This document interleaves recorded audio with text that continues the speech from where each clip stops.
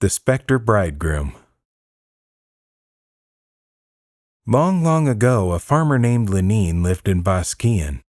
He had but one son, Frank Lenine, who was indulged into waywardness by both his parents. The farm had many workers. There was one, a young girl, Nancy Trenoweth, who assisted Mrs. Lenine in all the various duties of the farmhouse. Nancy Trenoweth was very pretty, and although perfectly uneducated, she possessed many native graces, and she had learned everything useful to the mistress of a farm. Frank and Nancy were thrown together as if they had been brother and sister, and although it was evident to the whole parish that Frank and Nancy were devoted to each other, Frank's parents were blind to it, and so they were taken by surprise when Frank told them he wanted to marry Nancy. The old man felt it would be a degradation for a Lenine to marry a Trenoweth, and he resolved that it should never be. His first act was to send Nancy home to Alcia Mill, where her parents resided. Next, the father commanded his son to never see her again. Frank usually didn't venture beyond the garden walls in the evening, but suddenly he was constantly absent. Most evenings found Nancy and Frank together in some secluded nook. The Holy Well was a favorite meeting place, and here the most solemn vows were made. Locks of hair were exchanged. A Gimel ring, taken from the finger of a corpse, was broken, and they vowed that they would be united, either dead or alive. They even climbed the granite pile at Trerin and swore the same strong vow by the Logan Rock. Time passed, and the repressing influence of Frank's father only served to increase the force of the couple's passion, and before long the moonlight meetings led to a natural result. The Trenoweths became anxious for Frank to marry their daughter. Frank's father would never consent to this, and he resolved to remove his son entirely from what he considered the bad influences of the Trenoweths. He sent Frank to sea, hoping to wean him from his love madness, and so Frank went on a ship bound for India. In those days, letters were difficult to forward, and so none of Frank's letters ever reached Nancy. The baby was born and became a solace. The young mother lived for her child, and was sustained by the memory of its father. She felt that no distance could separate their souls. Winter was at hand, and nearly 3 years had passed since Frank Lenine set sail. It was All Hallows Eve, and 2 of Nancy's companions persuaded her to go with them and sow hemp seed. At midnight, the 3 maidens stole out to Kimyall farmyard to perform their incantation. Nancy was the first to sow, the others being less bold than she. As she scattered the seed, she recited, "Hemp seed I sow you, hemp seed grow you, and he who will my true love be, come after me and show you." She did this 3 times, and then looking back over her left shoulder, she saw Frank. But he looked so angry that she shrieked with fear, and the spell was broken. One of the other girls tried the spell, and she saw the vision of a white coffin. They were all afraid, and they went home shaken, each to their own lonely, sleepless night. November came with its storms, and one night a ship was thrown upon the rocks at Brunowell Cliff. Beaten by the waves, the ship was smashed to pieces. Among the few who made it to shore alive was Frank Lenine. He was grievously injured, but he called for Nancy Trenoweth, that he might make her his wife before he died. Frank's friends carried him to Bosquian on a stretcher, but he died as he reached the house.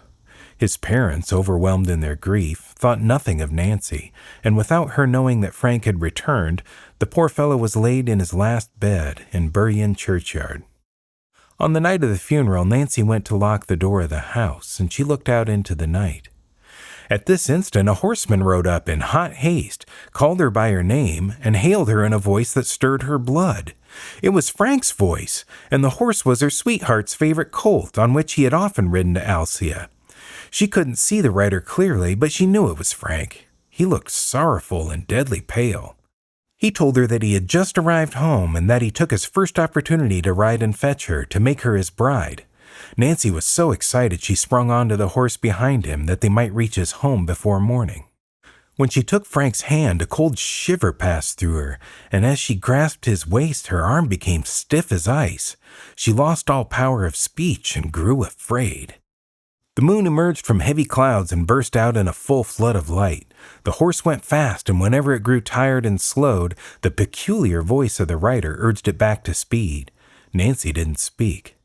Now they came to Troth Bottom, where the bridge was out. They dashed into the river. Nancy looked into the stream and saw that the rider was in a shroud and other grave clothes. She was being carried away by a spirit. The horse went on at a furious pace until they came to the blacksmith shop near Burien Creek. Nancy could see from the light of the forge that the smith was still working. She now recovered speech. "Save me! Save me! Save me!" she cried with all her might. The smith sprang from the door with a red-hot iron in his hand, and as the horse rushed by, he caught Nancy's dress and pulled her off the horse. The spirit, however, also grabbed Nancy's dress, and his grip was like that of a vice. The horse ran like the wind, and Nancy and the smith were pulled all the way to the old almshouses near the churchyard. When the horse stopped, the smith sprung into action, and with his hot iron burned off the dress from the rider's hand. Nancy was freed, but she was close to death. The rider passed over the wall of the churchyard and vanished at the grave in which Frank had been laid out a few hours before. The smith took Nancy into his shop and soon roused his neighbors, who took the poor girl back to Alcia. Her parents laid her on her bed. Nancy asked for her child. Then she said the child was to be raised by Frank's parents, and she was to be buried in Frank's grave. Before morning light fell on the world, Nancy exhaled her last breath. In the morning, people said they had seen a horse pass through the church town like a ball from a musket, and Lenine's colt was found dead at Bernowell Cliff, covered with foam, its eyes bulged, and its swollen tongue hanging out of its mouth.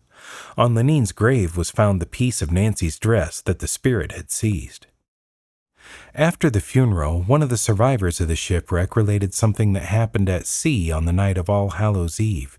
Frank was raving like a madman. They could scarcely keep him in the ship.